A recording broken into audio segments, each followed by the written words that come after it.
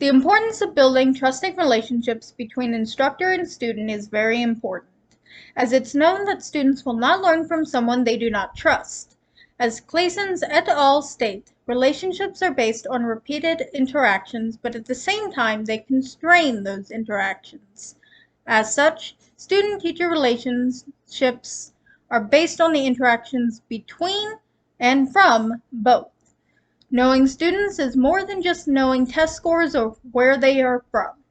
It is the learning of their interests and abilities alongside their attitudes and values, successes and failures, and the world they live in beyond your classroom.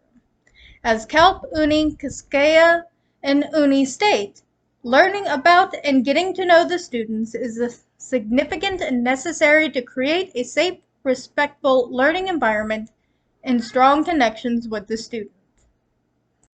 The best way to build relationships with students and/or learners in your class is getting to know them. I once had a student who other teachers and students dreaded. I spent 5 minutes talking to him, and he became a student who, while not the best academically, was the best behaviorally, and kept other students in line with the class. It took just 5 minutes to realize he had ADHD and anger management issues not outlined in his IEP. And this explained everything.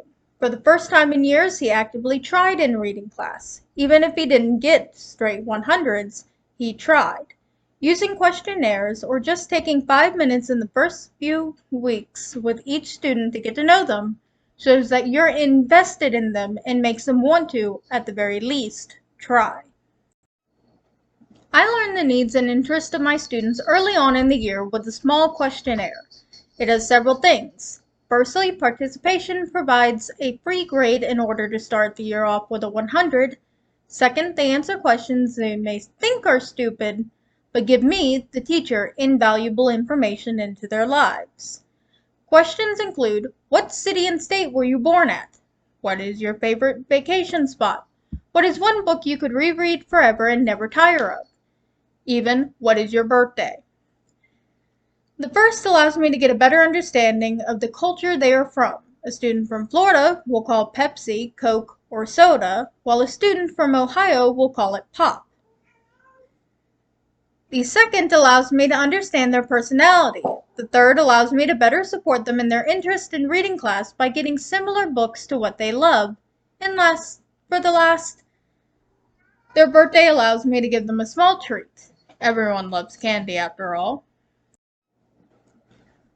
When dealing with students with different viewpoints, I tend to go with the flow by acknowledging them and their thoughts, but giving non-committal answers and tones.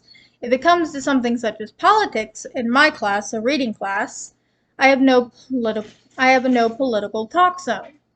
We do not discuss current politics. If we read a speech, it's always at least 30 years old, sometimes older than their parents.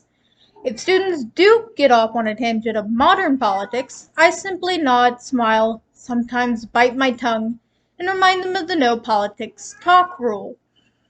There is always a time and a place for arguing, but arguing with students will never have a time or place in academics. I believe religion and education should be kept as far apart as the earth is to the moon. Historically, religions and education has kept humanity from evolving in cultural and diversifying ways. Religion is rarely as kind as it totes itself to be. Jews were taxed, imprisoned, treated as second-class citizens, outlawed and banished, and even tortured and killed by many different religious groups. And this was just the tip of the iceberg in order for kind religion's efforts to modernize and civilize inferior people, quote unquote. These conversions, according to Reed, were brought with forced labor, slavery, and death. Europeans would come to new cultures and destroy temples and images and imprison priests in order to convert the Americans. Reed even brings a statement of Bartholomew de las Casas, who stated that Columbus succeeded in making the name of Christianity synonymous with terror. This continues even within a religion. Constantine's Council of Nicaea in 325 CE, where Christians could not define Christianity and fought each other. Muslims had a similar split with the Sunnis and Shiites. Carlson continues with this, but instead of Christianity, which he states, it has been suggested on belief, L, that Christianity is the only religion that has ever proselytized, tried to convert other peoples, tortured, burned, executed, or murdered human beings purely on religious grounds, and goes on to explain that for Judaism, the Treya Karta, a small fringe group, cooperated with terrorists in order to destroy Israel for their God, and Mea Shearim, where an ambulance was stoned on Yom Kippur, where the driver was trying to get to a woman. Zoroastrianism had persecuted Christians in Persia, which only increased under the Romans.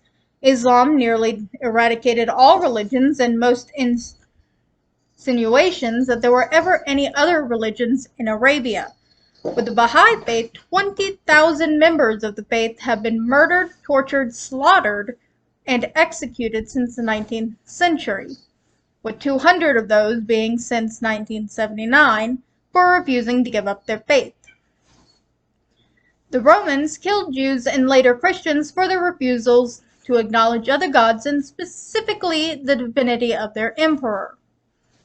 The Aryans in India destroyed the Dasus, or at least was the final straw that broke the camel's back, and in time were overtaken by the Vedic religion and Hinduism, Buddhism, and Jainism.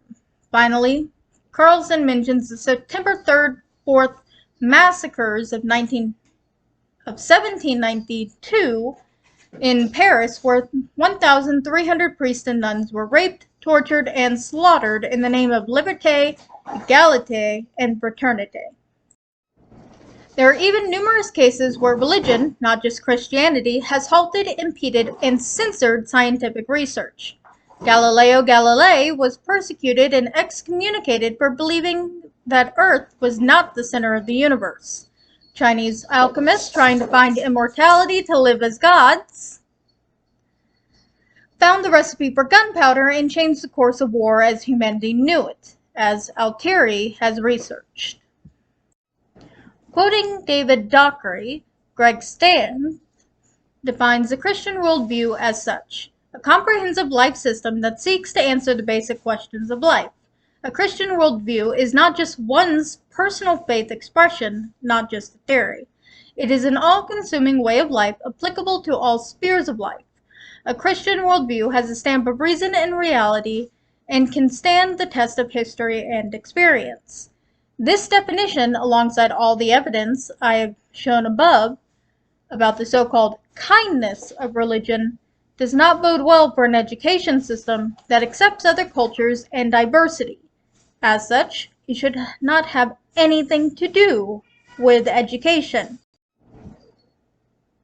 I support all cultures in my classroom by finding relevant and current articles to share with the students. Accomplishments of Asian Americans, African American entrepreneurs and inventors, Hispanic holidays, etc. I support diversity by affirming everyone in my classroom. They exist, they matter. For some students, a Christian worldview is as oppressive as the Crusades and Spanish Inquisition. For others, it is freeing. I accept all students and their views, regardless of my own.